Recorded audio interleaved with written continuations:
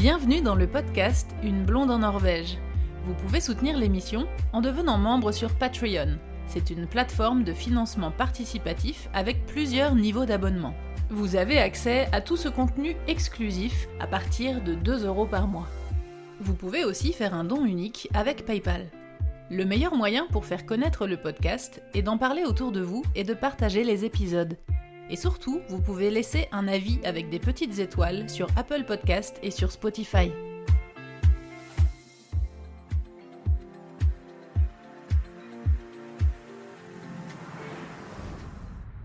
Est-ce que tu as eu besoin de passer des équivalences de diplômes quand tu as monté ta société, etc. Comment ça s'est passé? Est-ce que tu peux nous expliquer par rapport au... S'il y a des gens qui viennent en Norvège qui veulent s'installer, se mettre à leur compte, etc. Comment tu as fait pour monter ton école? Déjà pour monter son école, tu dois connaître, tu montes une entreprise individuelle. Moi, j'ai monté une entreprise individuelle. Je pense que dans ce cas-là, c'est ce qu'il y a de plus simple. Donc tu as monté une Enkel Person Foretak et pas une AS. C'est ça, ouais. Ok. Je pense qu'une AS, faut quand même développer un petit peu de chiffre d'affaires. Moi, si tu veux, je me lançais. Donc après, si ça avait bien marché, je pense que j'aurais été peut-être du côté d'une AS parce que tu peux acheter du matériel, Puis tu peux avoir des salariés, etc. Ouais. Oui, voilà. Mais bon, vu que déjà j'arrivais pas à faire marcher ça bien pour moi, voilà. Donc je suis parti là-dessus. Il y a les équivalences de diplôme, j'ai pas eu besoin parce que le seul entretien d'embauche, j'ai quand même été un entretien qui s'est super bien passé pour être prof dans une école de musique qui était pas très loin d'ici, à 80 km. Et puis, ça s'était très bien passé. Je pense que j'aurais été pris, mais en vérité, ce qu'il ne m'avait pas dit, c'est qu'il y avait quelqu'un qui était en vicariat depuis des années, plus d'une dizaine d'années. Et le recrutement, il était fait pour un peu faire valoir parce qu'ils avaient décidé d'embaucher, ce qui est normal. De donner le poste à l'autre, ouais. Bah oui, ce qui est normal, mais bon, la Mhm. loi t'oblige, tu vois bien quand c'est des postes publics à ouvrir le poste à tout le monde. Et donc, bon, voilà. En tout cas, ça m'avait permis de faire un entretien d'embauche sympa. Non, ça leur suffisait largement, le bagage que j'avais derrière. Je pense que c'est pas comme l'éducation. Par exemple, ma femme, elle a été obligée de faire traduire tous ses diplômes, de faire tout le pataquès habituel avec nos cuts et tout ça. Mais là, non, je pense pas. Alors, celui qui veut enseigner dans une grande ville, je pense que là, il a intérêt à faire traduire des diplômes quand même. Ouais. Il y a plus de concurrence quand même. Mais c'est vrai que dans le côté monter sa société comme tu as fait, moi j'ai fait comme toi, j'ai le même statut que toi. C'est vrai que, bon, après il y a mon CV qui atteste de mon parcours et de ce que j'ai fait, mais c'est vrai que genre mon diplôme, etc. Enfin, on m'a jamais rien demandé, quoi. Oui, non, là-dessus. En France, c'est un peu le même système. Dans la musique, on ne demande pas, quand tu montes une entreprise individuelle en France, moi, c'est ce que j'avais aussi. En France, j'étais auto-entrepreneur et on ne demande pas, non, de diplôme, de choses comme ça, quoi. Après j'avais fait valoir que bon, j'ai quand même enseigné la musique dans des institutions pendant 35 ans, donc Oui, c'est ça, c'est ton expérience voilà. après qui fait Oui, qui te complètement, voilà. crédibilise, quoi. Oui, c'est ça, oui, complètement. Ouais. Mais bon, voilà, à Opdal, bon, je désespère pas, hein, attention. Ouais. Oui, bah, puis ça fait pas C'est si longtemps que ça que tu es installé, donc après ce genre de projet, de lancer sa boîte, etc., de toute façon, dans tous les domaines, ça prend du temps. Donc si ça fait oui. que 4 ans, entre guillemets, que tu es là, c'est en plein développement, quoi. Oui, ça peut prendre du temps. Puis, en arrivant, bon, j'ai passé un petit peu de temps à chercher un cours de norvégien parce qu'à Opdal, il y avait un cours municipal, mais ça n'avait pas démarré, tout ça. Donc, ça a pris 1 an, le temps de s'organiser, tout ça. Après, j'ai seulement commencé les cours de norvégien. Donc, je me suis dit, je vais quand même attendre un petit peu d'avoir 2, 3 mots au moins pour me lancer dans les cours. Et puis, quand je me suis lancé, comme je te disais tout à l'heure, c'est là que le corona est arrivé et donc ça a Ouais. été un petit peu la galère là pour le coup sur les entreprises culturelles ou nos entreprises. D'ailleurs, ça a été la galère pour un peu tout le monde, quoi. Ouais, tu m'étonnes. Et alors, t'en es où dans ton apprentissage du norvégien? Mon apprentissage, j'ai continué. Alors, les cours collectifs, j'ai fait ça 2 ans. Alors, par contre, c'est très lent. Enfin, je sais pas comment, si toi, tu as participé à des cours comme ça, municipaux. Non, j'ai jamais pris de cours. Ouais. Bah, c'est moi, j'ai trouvé ça très lent parce que j'étais avec des gens qui avaient pas une motivation. Tu vois, la plupart, ils étaient polonais, tout ça, et ils avaient pas une grande motivation parce que je pense pas qu'ils avaient dans l'idée de rester, tout simplement, ce qui Ouais. peut se Ils sont comprendre, hein. obligés d'aller à ces cours-là par rapport à leur Ouais. intégration, mais J'avais un peu l'impression, ouais. Et donc c'était vraiment lent. Je me serais cru, revenir, en cours primaire, tu vois? À l'école. Donc c'était sympa, mais c'était trop lent. Donc la troisième année, je me suis fait un ami, un très très bon ami, qui vit ici, qui est serbe d'origine, ok. et qui avait le même problème que moi, c'était trop lent, tout ça. Donc il a débauché, lui, son ancienne prof. Alors on l'a appelé, il l'a un petit peu harcelé, faut être honnête. C'est quelqu'un du Sud, donc tu vois, t'es la meilleure, etc., etc. Et elle a accepté de venir, donc je te parlais tout à l'heure de Bercoq, une ville qui est à 30 km de là. Elle a accepté de venir tous les vendredis, elle venait nous donner un cours, elle se déplaçait pour une somme absolument ridicule, je me rappelle plus de la somme, mais c'était ridicule. Et puis finalement, elle s'est prise au jeu. On a vachement bien accroché tous les trois. On est super amis maintenant. Et le cours qui devait durer 1 heure, bon, il durait 4 heures, 5 heures, 6 heures. Et puis Ouais, c'est ça. voilà, ça se terminait en petite bouffe, etc. Et en petite fête. Et puis c'est ça qui m'a lancé. C'est vrai que les cours individuels, c'est quand même pas pareil. Non, c'est vrai. Et alors, du coup, maintenant, tu parles couramment, t'en es où? Non, je ne veux pas dire que je parle couramment, autant ma femme parle couramment. Ouais. J'arrive à me débrouiller. Dans la vie courante, je me débrouille, il n'y a aucun souci. Ou pour donner des cours de guitare, ça le fait très bien aussi, tout ce genre de choses. Après, des fois, au téléphone avec des administrations, ça c'est plus compliqué, voilà. Mais autrement, je me débrouille, on va dire. Mais il y a encore du boulot. Ouais, bah oui, bah de toute façon, c'est long, hein. Tu sais, moi, ça fait 8 ans que je suis là. Les 3 premières années, j'ai fait que de l'anglais. J'ai parlé en anglais avec tout le monde. En plus, bah, du coup, nous, c'était un peu incertain, notre projet. Enfin, ça a été un peu compliqué, comme à l'inverse de toi, où toi, vous aviez quand même ta femme dans le couple qui avait un boulot fixe. Ouais, Nous, on est arrivés, on était tous les deux en freelance, tous les deux en lancement de projet, etc. Donc, c'était un peu compliqué. En plus, on avait loué un local pour l'école de musique, donc on avait ce local-là loué en plus de notre appart, en plus du prêt conso qu'on avait fait pour venir s'installer en France. Enfin, c'était un petit peu chaud. Donc du coup, les 3-4 premières années, c'était un peu... Enfin, toi, genre, on n'était pas sûr de réussir à rester, en fait. ouais. Donc du coup, c'est vrai que c'était pas très très motivant pour se lancer dans l'apprentissage du norvégien. Et puis, comme on faisait tout en anglais et que ça marchait, on s'est dit, bon, bah, on continue comme ça, on verra bien. Et puis, bah, c'est la 4e année qui a été transitoire pour nous. On s'est dit, bon, ok, ça commence à marcher, c'est bon, on va rester, on se lance et tout. Et puis là, on s'est dit, bon, bah, faudrait peut-être qu'on qu'on commence, entre guillemets, à apprendre le norvégien. Donc, je m'y suis mise, tu vois, au bout de 4 ans seulement de vie ici. Et, Ouais.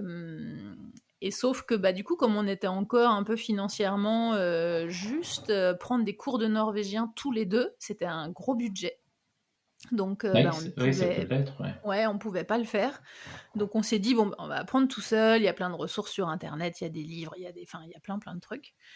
Donc on a fait ça tout seul, donc ça marche, mais c'est long. Oui, ah bah, de toute façon, apprendre tout, bah, c'est comme la musique, on en revient à la musique, C'est apprendre tout seul, exactement comme la musique, c'est exactement c'est pareil. faisable, mais souvent on prend des voies de garage, on prend des mauvaises habitudes, etc., etc. Et Exactement. puis, faut revenir en arrière et recommencer. Donc, ça marche tout pareil, mais ça prend du temps. C'est exactement pour ça que j'ai commencé il y a pas longtemps sur YouTube une nouvelle playlist dans laquelle je donne des conseils pour apprendre le norvégien. Non pas que je ne... Alors, j'ai un niveau genre C1, tu vois, en norvégien, donc Ouais, ça bah, va. ce qui est bien. Ce qui est Ouais, bien, ce qui est top, c'est presque bilingue, quoi. ouais, Mais presque j'apprends toujours, natif. tu vois, j'apprends toujours des nouveaux mots, je perfectionne ma grammaire. Enfin, j'estime pas du tout que mon apprentissage est terminé, et loin de là. Mais par contre, j'estime que j'ai atteint un niveau suffisant pour pouvoir donner des conseils aux autres, ce que je ne faisais pas avant. Et surtout pour leur empêcher de faire exactement ce que tu viens de dire, de mal apprendre pour avoir à désapprendre après et pour leur permettre de gagner du temps, en fait. Ouais, c'est ça, ouais. Bah, c'est le rôle d'un prof en général, c'est t'apprendre à C'est ça, gagner du temps dans ton apprentissage, que ce c'est soit vrai. la musique ou autre chose, quoi. C'est vrai. Et c'est ça qui me plaît, c'est vrai, dans l'apprentissage de la langue. Mais c'est vrai ce que tu dis. Je me suis fait la réflexion il n'y a pas longtemps que c'était vraiment la même approche et les mêmes pensées que l'apprentissage de la musique. C'est vrai. Ouais, ouais. Bah, c'est vrai qu'une langue, c'est un peu une musique. Alors, ouais. Bon, j'étais beaucoup plus doué pour la musique que j'y étais pour les langues. Et puis après, je sais pas comment tu as ressenti ça, mais quand tu t'es mis à parler norvégien, c'est quand même plus sympa dans les relations sociales, ça crée moins de distance que l'anglais qui en crée une, quoi. Tout à fait. Et puis c'est ce que je disais justement dans les dernières vidéos que j'ai faites là, c'était de mon conseil, c'est d'oser quoi, de se lancer parce que moi j'ai eu exactement le même problème et le même blocage dans mon apprentissage du norvégien que dans mes débuts en musique. C'est-à-dire que j'ai toujours fait de la musique en fait depuis toute petite, mais c'est pareil, j'ai jamais pris de cours, j'ai appris toute seule. Et j'ai Ouais. pris des cours après. Donc pareil, j'avais mal appris, il fallait que je rapprenne, blabla, exactement les mêmes démarches, les mêmes erreurs et tout. Tu vois, j'ai recommencé tout pareil avec le norvégien. Mais c'est vrai qu'en musique, j'avais eu ce blocage pendant longtemps de peur de la scène. Et j'ai mis très longtemps à me lancer, en fait, à monter sur scène, à faire mon projet et à chanter, à faire de la batterie. Parce que j'estimais toujours que j'étais pas assez bonne pour commencer, tu vois? Je disais: «Non, mais attends, il faut que j'attende d'avoir un certain niveau», tu vois? Pour me lancer et bon, c'est ce qui est un gros blocage qu'il faut apprendre à débloquer et c'est un truc qu'il Ouais. faut travailler. D'ailleurs, j'ai eu l'aide aussi de mon prof de musique justement et de chant, pour ça. Oui, Mais ça c'est c'est bien ça. exactement la même chose pour le norvégien parce que du coup, on n'ose pas, on se dit: «Non, non, mais là je parle trop mal et puis j'ai un gros accent français et tout. Non, non, je vais attendre un peu d'avoir, niveau, B1, B2 pour me lancer» et c'est tout ce qu'il faut pas faire, quoi. Bah oui, surtout que c'est idiot parce que, comme dans beaucoup de pays, mais en tout cas en Norvège, j'ai remarqué que le fait qu'on ait un accent Frenchy, ils trouvent ça plutôt mignon. Ouais, bon alors là, ils C'est arrêtent pas, pas. mes collègues, ils sont là: «Oh là là, non mais quand tu parles, c'est trop classe, Bah oui, oui, ils trouvent ça très beau. Ouais. Si en plus on case un ou deux mots français, ils trouvent ça Ah bah ouais, absolument non mais moi génial. des Donc, fois, alors moi je mets, tu sais, mes collègues à Enerco, je parle des fois, enfin je parle pas, je fais pas des phrases, mais j'utilise des mots français. Et ils sont là, oh là là, c'est trop beau. ouais. Oui, mais je fais pareil. Je mets quelques mots français. Bah, il m'en manque pas mal en norvégien. Je les Ouais, mets en français et ça passe très bien. ouais, ouais, c'est clair, c'est vrai. Oui, faut oser. Puis ils sont pas. Autant les Français peuvent, quand quelqu'un pas étranger qui vit en France parle français mais pas très bien, les Français sont toujours à reprendre, à dire Il y a non, du c'est pas comme jugement ça en qu'on plus, dit. ouais. Il y a du jugement. Les Norvégiens, du fait qu'ils aient plein de dialectes, plein de trucs différents, ils s'en fichent un petit peu C'est honnêtement. vrai. Là-dessus, du moment qu'ils te comprennent, puis attends, une langue c'est juste fait pour se comprendre, hein, c'est pas fait pour. Exactement, c'est tous les points que j'ai donnés dans ma dernière vidéo YouTube pour inciter les gens à se lancer, à parler. C'était exactement ça.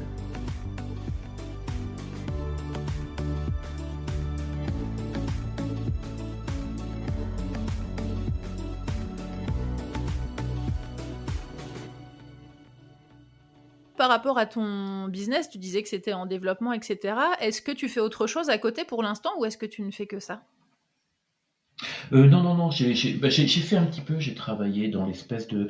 Je te parlais tout à l'heure ça s'appelle le bâtiment de l'innovation à Opdal, Crux. C'est un super bâtiment tout en bois, magnifique, qui a eu un prix d'architecture d'ailleurs, et où les gens vont travailler. Donc j'ai travaillé un petit peu, j'ai fait de la maintenance un petit peu pendant un an, mais autrement, là, non, j'essaye de lancer mon truc un petit peu plus, mais un petit peu dans l'attente, quoi. Voilà. Est-ce que tu as essayé de trouver des petits boulots, tu vois, des trucs à côté dans la région? Est-ce que tu as eu l'impression que c'était difficile ou est-ce que c'est quelque chose que tu n'as pas du tout cherché? Ah bah si, comme je te disais, donc j'ai travaillé en faisant de la maintenance dans ce truc-là, ce bâtiment-là, pendant un an. Non, non, ça a été assez facile, hein. Alors j'avais aussi postulé, mais alors le corona a tout un peu tout mis en l'air. J'avais postulé, bah par exemple, j'avais postulé à deux trucs pour être chauffeur de taxi. Bon bah j'étais pris, mais le corona est arrivé, il n'y a plus de taxi. Mais ou des petites choses comme ça. Non, non, ça. Par contre, j'ai postulé. Alors, j'ai postulé à d'autres trucs. C'était moins évident. C'est de faire du SFO. Alors, pour ceux qui connaissent pas, c'est les enfants après l'école qui restent une heure ou deux de plus. Et il y a des animateurs qui s'occupent d'eux. En gros, c'est être animateur, hein, avec les enfants. J'avais postulé aussi pour ça. Alors ça, par contre, j'avais pas été pris. J'ai postulé deux fois, j'avais pas été pris. Mais non, le Et reste. c'était Mais peut-être à cause de la langue à l'époque. alors je pense, ouais. Ouais, là, pour le coup, je pense, ouais. Ouais. Ouais, je pense parce que là, il faut quand même pouvoir communiquer plus facilement. Un petit peu avec les Euh, enfants, ouais, ouais. Bah ouais, c'est des petits, donc là, ça va être moins évident pour eux de faire la bascule en anglais. Oui, oui, ça c'est sûr et certain. Ouais. Mais pour être chauffeur de taxi, on ne demande pas de parler un norvégien parfait, parfait. Voilà, quoi, faire ce genre de boulot. Donc trouver des petits boulots, ça, oui, oui, ça c'est. En Norvège, je pense pas que ce soit si compliqué que ça. Tu es dans la musique, donc tu connais certainement plein de musiciens, autour de toi. Tu nous en as déjà parlé, un petit peu dans ta région. Par exemple, pour comparer avec la France, est-ce que tu trouves alors là, quand je te parle du métier de musicien, c'est plutôt, de musicien, de live, tu vois? Pas tellement par rapport à l'enseignement, mais d'être musicien, heu, live. Est-ce que tu trouves que c'est plus difficile en Norvège qu'en France? Est-ce que c'est pareil? Est-ce qu'il y a, des difficultés différentes? Comment tu vois ça? Bah, d'après ce que j'en connais, alors toujours en disant que je suis dans une toute petite ville, je le redis, donc évidemment les choses sont pas les mêmes que dans les grandes villes, hein. Mais il y a quand même des grosses différences. Bah, déjà en France, il y a l'intermittence du spectacle qui aide quand même énormément quand tu es musicien. C'est-à-dire pour expliquer le principe, ceux qui connaissent pas bien, quand dans l'année tu fais un certain nombre de concerts, de dates, voilà, en musique, l'année d'après tu es aidé financièrement par une branche du chômage, on va dire, qui s'appelle l'intermittence du spectacle et qui te donne de l'argent tous les mois et qui te permet quand même d'attendre entre deux dates. Il y a un mois où tu travailles pas, bon voilà, ça tu peux être aidé. Et puis la différence en France que quand même je trouve, c'est qu'il y a beaucoup beaucoup de lieux de spectacle en France, que ça soit du petit café-concert à, je sais pas, au piano-bar, etc. en montant en gamme, des salles de spectacle un peu partout. Alors qu'en Norvège, il y en a quand même très très peu, Il y quoi. a moins de trucs, ouais, c'est vrai. Ouais, Ouais. ah, il y a moins de trucs. Alors, dans les grandes villes, bon, bah, on retrouve un peu le côté comme en France, hein, évidemment, mais il y a moins de grandes villes. Donc, Ouais, c'est dans vrai. les petites villes, bah, je sais qu'à Opdal, par exemple, on a quelques bars, mais ça ferme à 20 heures grand max. Ouais, Ils c'est ça, c'est organisent des bars, jamais. mais c'est des bars d'après-midi. Oui, c'est ça, c'est des bars. Bah, en plus, c'est des bars qui vendent pas tous d'alcool, comme souvent en Ouais, c'est des Norvège. cafés, Donc, quoi. c'est des cafés, ouais. Donc, les gens, ils y vont plus pour boire un café entre amis et manger un petit gâteau puis repartir, quoi. La soirée avec un concert et tout ça, il y en a quand même beaucoup, beaucoup moins. Ouais. Ça, j'ai trouvé, quoi. Alors encore une fois, c'est encore les maisons de la culture qui organisent pas mal de concerts, mais là pour le coup, ça reprend le système français. C'est plus des tournées, c'est-à-dire que c'est plus un artiste, alors souvent norvégien, on peut le dire, mais qui fait une tournée de pas mal de maisons de la culture, parce que c'est quand même tout petit, donc ça ne doit pas non plus rapporter des sommes folles, et qui fait une tournée de pas mal de maisons de la culture. Ouais. C'est un point qu'on sous-estime. Moi, je le connais très bien, hein, ce statut, parce que j'ai été 10 ans intermittente, avant de venir m'installer en Norvège. Donc moi, j'étais intermittente, mais j'avais quelques petits cachets qui passaient en musique, du côté artistique, mais moi, j'étais intermittente en technique puisque j'étais monteuse, vidéo. Oui, bah oui. Mais c'est vrai qu'il y a beaucoup de gens qui oublient que ce statut, qu'on a en France, là, il est quand même assez incroyable et que c'est un des seuls Ah bah oui. pays, au monde où il y a ça et que dans tous les autres pays, quand on travaille dans la technique, audiovisuelle ou dans l'artistique, eh bien, on touche que ce qu'on travaille et il y a pas d'aide, quoi. Oui, oui, ça, c'est le seul pays au monde, la France, à avoir ça, ça c'est sûr, hein. Alors, c'est vrai que ça aide beaucoup. Après, il y a peut-être un pendant aussi, c'est que peut-être que les structures, bon, par exemple, qui vont t'accueillir, toi, pour faire du montage vidéo, ou moi, pour faire des concerts, peut-être qu'ils tiennent compte aussi pas mal de ça, que les artistes vont être payés pendant quelque temps par l'intermittence du spectacle, et donc te rémunèrent un petit peu moins pour ta prestation en tenant compte de ça. Peut-être que dans les autres pays, c'est un petit peu différent par rapport à ça, mais c'est vrai que d'avoir de l'aide, de l'aide de l'État, c'est quand même énorme. En France, c'est énorme. Ça n'existe absolument nulle part, ça. Bah, non, non, c'est Ouais. vrai que mes amis, musiciens, norvégiens, quand je leur raconte ça, ils hallucinent, quoi. Ils disent: «Non mais attends, tu Ah oui, oui. musicien et quand tu travaillais pas, t'étais payé en fait». Je fais: «Bah, oui, c'est un peu ça». Oui, oui, c'est vrai que pour un Norvégien, ça peut paraître un petit peu dingue. Ouais. Ah oui, oui, ils trouvent ça, assez, incroyable. Ce qui est incroyable, mais c'est vrai Ouais. qu'on s'en rend pas toujours compte quand on est en France, on a l'impression que c'est de l'acquis, quoi. On se dit: «Bah oui, c'est normal, attends, je suis intermittente, c'est comme ça». Ouais, Beh, ouais. Ouais. c'est pas comme ça partout, hein. Ouais.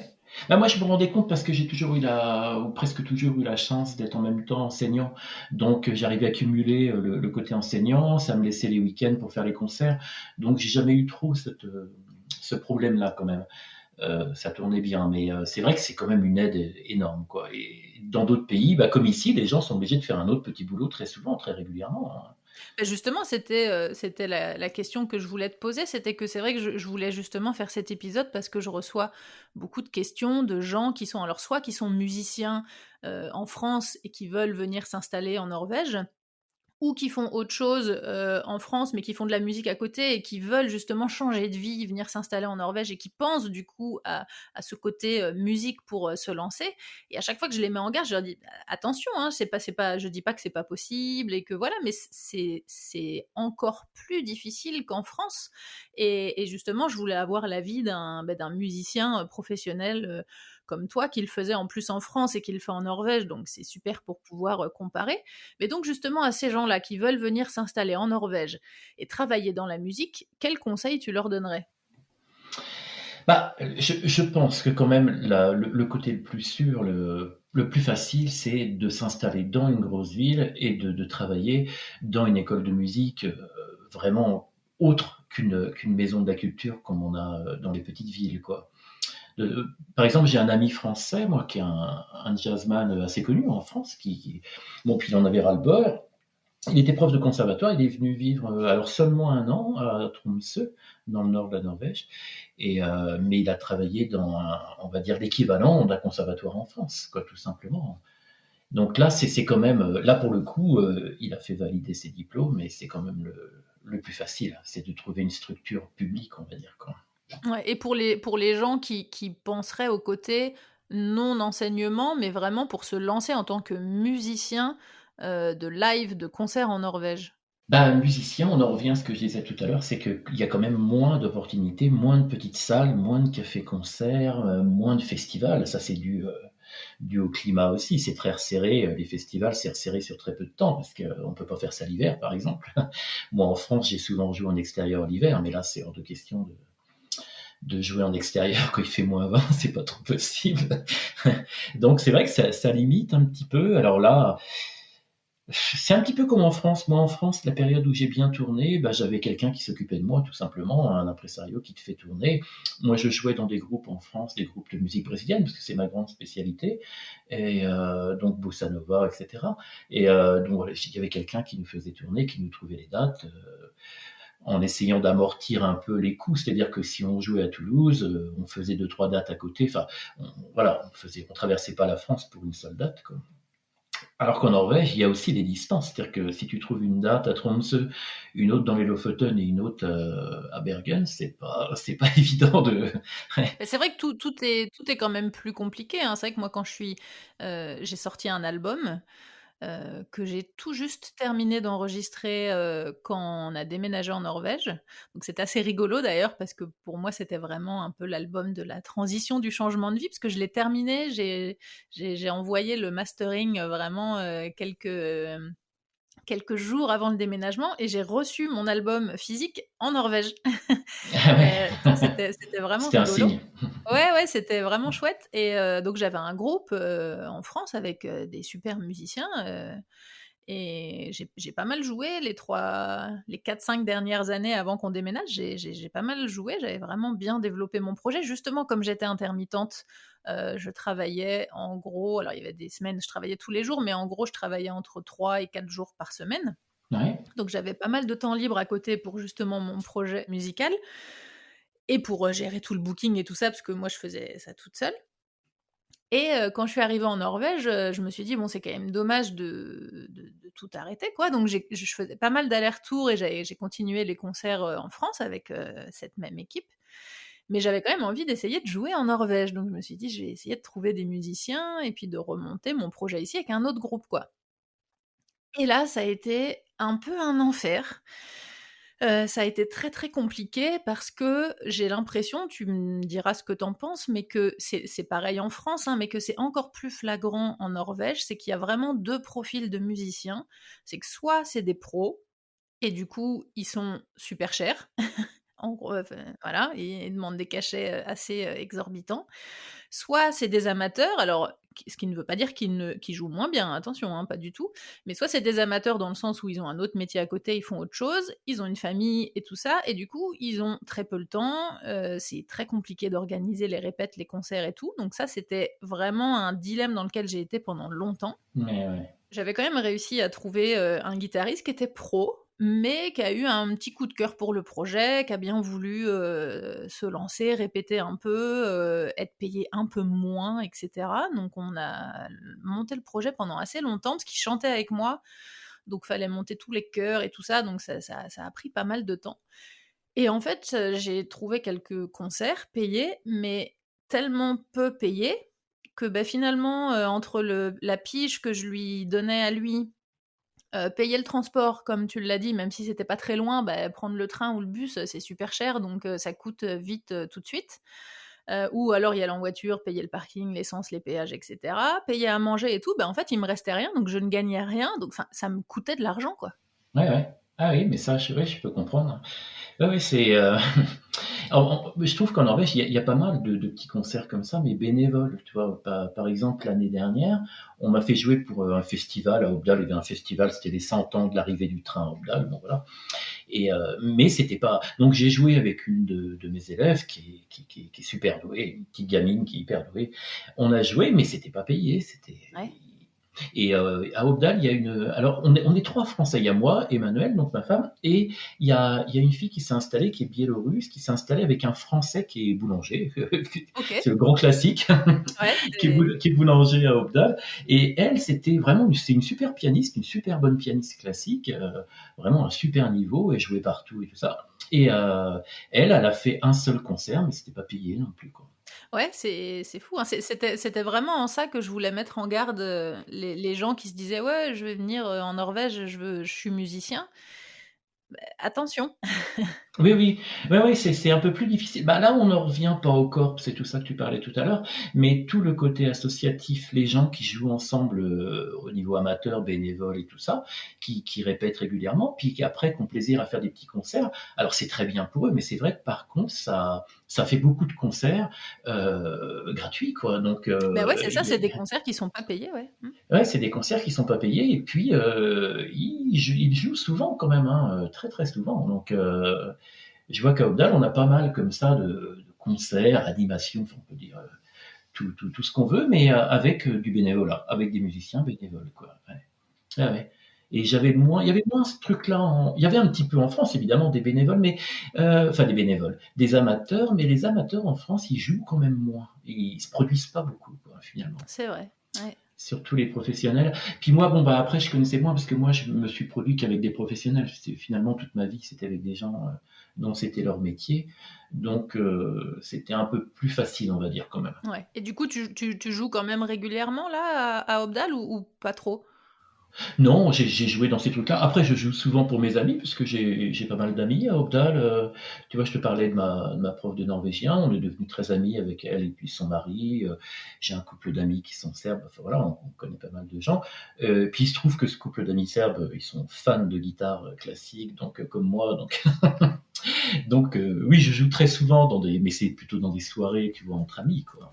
Ouais, du coup, il y a pas ce côté, de jouer en tant que musicien professionnel, Ah non, non, des dates, non, non, non, du tout, du tout.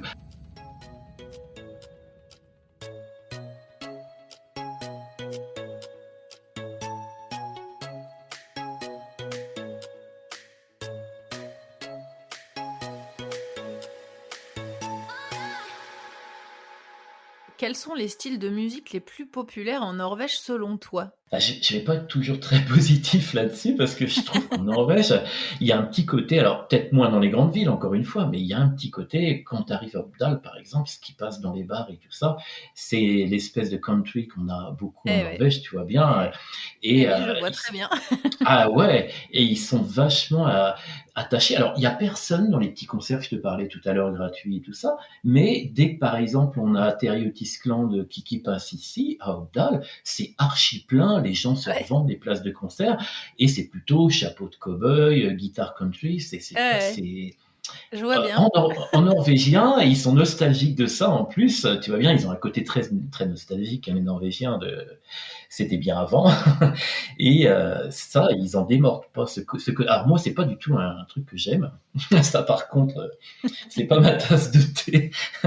mais, euh, mais ils écoutent beaucoup ça, ou alors carrément du gros rock qui tâche. Bon là, c'est un peu autre chose. Ils sont très black Ouais, metal aussi, mais c'est pas toujours le même public, je pense pas. Mais non. ils ont ce côté chanson norvégienne, mais qui est pour moi qui est de la country américaine, quoi.